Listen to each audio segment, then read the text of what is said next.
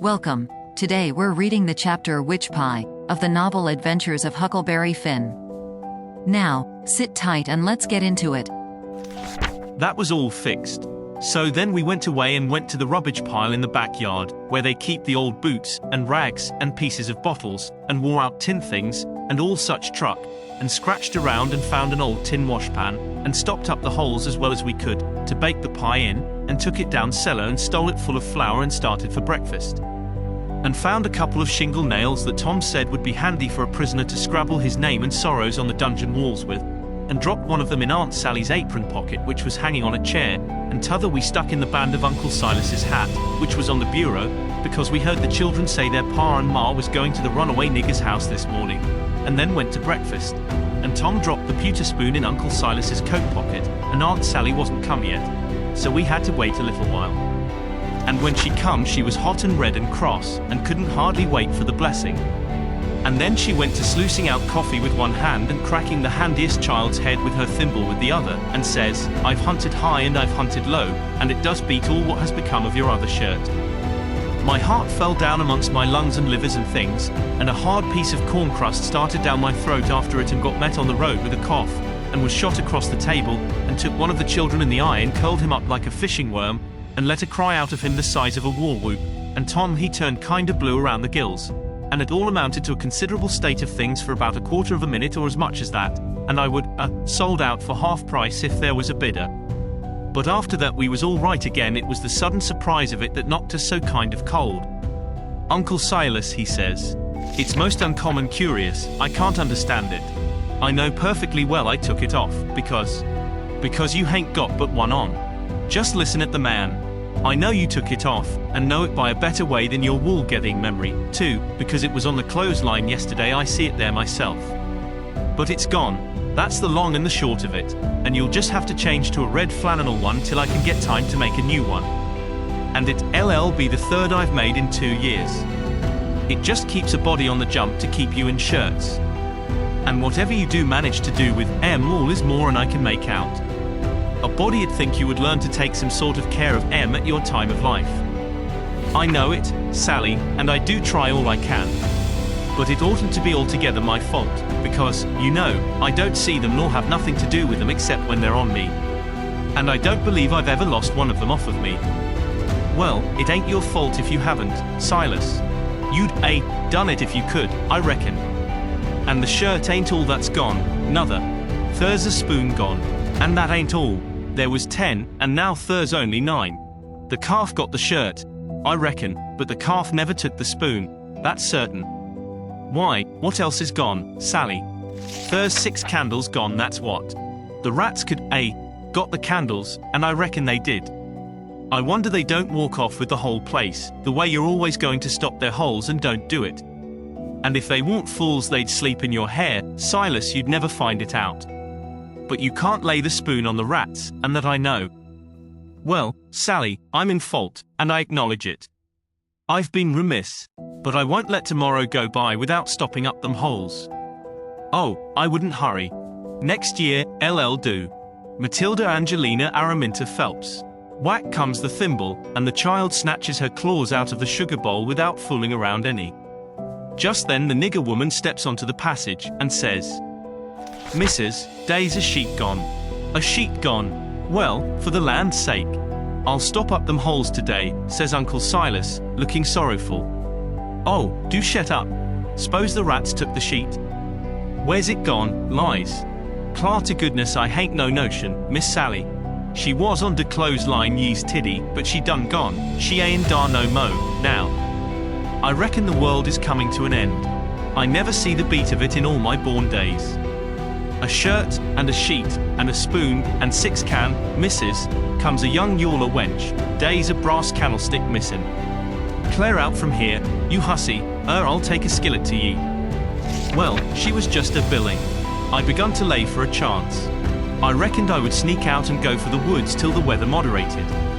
She kept a raging right along, running her insurrection all by herself, and everybody else mighty meek and quiet. And at last Uncle Silas, looking kind of foolish, fishes up that spoon out of his pocket. She stopped, with her mouth open and her hands up. And as for me, I wished I was in Jerusalem or somewheres. But not long, because she says, "It's just as I expected. So you had it in your pocket all the time. And like as not you've got the other things there, too. How'd it get there?" "I really don't know, Sally," he says, kind of apologizing, "or I would tell. I was studying over my text in Acts 17 before breakfast, and I reckon I put it in there, not noticing, meaning to put my testament in, and it must be so, because my testament ain't in. But I'll go and see.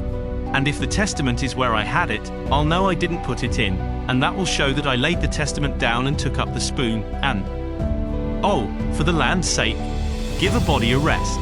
Go, long now, the whole kit and billing of ye. And don't come nigh me again till I've got back my peace of mind." I heard her if she said it to herself, let alone speaking it out. And I got up and obeyed her if I'd been dead. As we was passing through the setting room, the old man he took up his hat, and the shingle nail fell out on the floor, and he just merely picked it up and laid it on the mantel shelf, and never said nothing, and went out. Tom see him do it, and remembered about the spoon, and says, "Well, it ain't no use to send things by him no more, he ain't reliable." Then he says, "But he done us a good turn with the spoon, anyway, without knowing it, and so we'll go and do him one without him knowing it, stop up his rat holes." There was a noble good lot of them down cellar, and it took us a whole hour, but we done the job tight and good and shipshape. Then we heard steps on the stairs, and blowed out our light and hid. And here comes the old man, with a candle in one hand and a bundle of stuff in t'other, looking as absent-minded as year before last. He went mooning around, first to one rat hole and then another, till he'd been to them all. Then he stood about 5 minutes, picking tallow drip off of his candle and thinking. Then he turns off slow and dreamy towards the stairs, saying, "Well, for the life of me I can't remember when I done it. I could show her now that I want to blame on account of the rats. But never mind, let it go. I reckon it wouldn't do no good." And so he went on mumbling upstairs, and then we left. He was a mighty nice old man. And always is. Tom was a good deal bothered about what to do for a spoon, but he said we'd got to have it. So he took a think. When he had ciphered it out, he told me how we was to do. Then we went and waited around the spoon basket till we see Aunt Sally coming, and then Tom went to counting the spoons and laying them out to one side, and I slid one of them up my sleeve, and Tom says, "Why, Aunt Sally, there ain't but 9 spoons yet." She says, "Go, long to your play, and don't bother me. I know better, I counted myself." "Well, I've counted them twice, Auntie, and I can't make but 9. She looked out of all patience, but of course she come to count anybody would.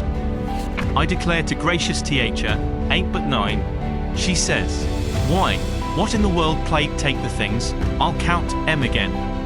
So I slipped back the one I had, and when she got done counting, she says, "Hang the troublesome rubbish, there's 10 now," and she looked huffy and bothered both. But Tom says, "Why, Auntie, I don't think there's 10. You numbskull, didn't you see me count M? I know, but, well, I'll count again." So I smooched one, and they come out 9, same as the other time. Well, she was in a tearing way, just a trembling all over, she was so mad. But she counted and counted till she got that addled she'd start to count in the basket for a spoon sometimes. And so, 3 times they come out right, and 3 times they come out wrong. Then she grabbed up the basket and slammed it across the house and knocked the cat galley west.